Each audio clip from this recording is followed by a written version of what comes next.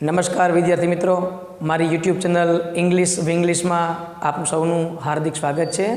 હવે આજે હું વિડીયો બનાવવા જાઉં છું અત્યારે એ યુનિટ 6 ધોરણ 6નો યુનિટ 6 અંગ્રેજી વિષયમાં છેલ્લો વિડીયો છે। એટલે કે હવે લાસ્ટ જે સેક્શન હોય છે એનું સ્પીકિંગ સેક્શન એ ઉપરનો વિડીયો છે।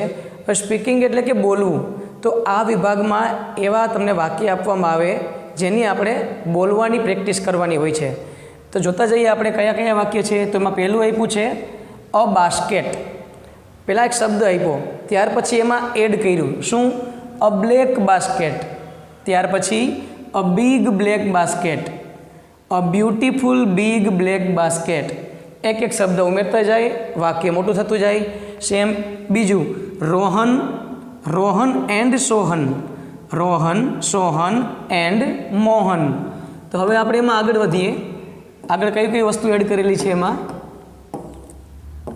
તો કે Rohan, Sohan and Mohan play, Rohan, Sohan and Mohan play basketball, Rohan, Sohan and Mohan play basketball on A playground, Rohan, Sohan and Mohan play basketball on A big playground.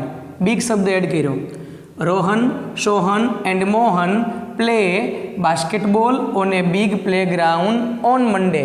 આવી રીતે એમાં એક એક શબ્દ ઉમેરતા જાય, વાક્ય મોટું થતું જાય। તો આ એક પ્રકારની ગેમની રીતે પણ રમી શકાય કે પહેલો વિદ્યાર્થી એક શબ્દ બોલે, બીજો વિદ્યાર્થી એમાં એક શબ્દ એડ કરતો જાય, ત્રીજો વિદ્યાર્થી આગળના બે શબ્દની સાથે ત્રીજો શબ્દ એડ કરતો જાય।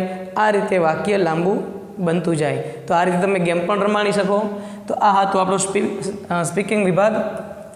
ત્યાર પછી આમાં બીજી એક એક્ટિવિટી બહુ સરસની આવે છે। ત્યાર પછીની આપણે એક્ટિવિટી ઉપર એક નજર કરીએ તો આપણને લાસ્ટમાં ડુ ઇટ યોર સેલ્ફ આવું કરીને આપેલું છે કે તમારી જાતે આ વસ્તુ તૈયાર કરવાની છે, પ્રોજેક્ટ તરીકે પણ કરી શકો। હવે એમાં કઈ કઈ વસ્તુ છે તો એક તો ડાયરેક્શન આપી છે, એટલે દિશા, વેસ્ટ, ઈસ્ટ, નોર્થ અને સાઉથ। સ્ટેટ કે કઈ દિશામાં કયા રાજ્ય આવેલા છે, તો કે વેસ્ટમાં છે ગુજરાત, ઈસ્ટમાં વેસ્ટ બેંગાલ, નોર્થમાં પંજાબ, સાઉથમાં તમિલનાડુ, કોઈ પણ રાજ્ય લઈ શકીએ। લેંગ્વેજ તો ગુજરાતી, તો વેસ્ટ બેંગાલ છે તેની ભાષા કઈ છે, બેંગાલી, પંજાબનું પંજાબી અને તમિલનાડુનું આવે છે તેલુગુ। ફેમસ ફૂડ ગુજરાતી, અને ફેમસ ફૂડ તો આપને ખ્યાલ હોય કે રોટલા, થેપલા, ઊંધિયું, ઢોકળા। બેંગાલી હોય તો એમાં રસગુલ્લા, સંદેશ। પંજાબી છે તેને ખાસ લસ્સી, પછી મક્કે દી રોટી વગેરે। તેલુગુ એમાં તો ઇડલી અને ઢોસા। ફોક ડાન્સ એના કયા કયા છે, સોંગ છે, આર્ટ છે, તો કે છાઉ ડાન્સ, પંજાબમાં ભાંગરા, અને તમિલનાડુની વાત કરીએ તો ભરતનાટ્યમ। એની પરથી એક વાક્ય બનાવ્યું હતું કે garba is the folk dance of Gujarat.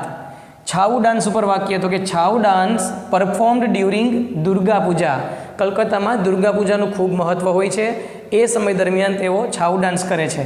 ભાંગરા તો કે ભાંગરા is the dance of Punjab, અને ભરતનાટ્યમ તો કે ફોક ડાન્સ ઓફ તામિલનાડુ। તો આ છેલ્લો સેક્શન હતો।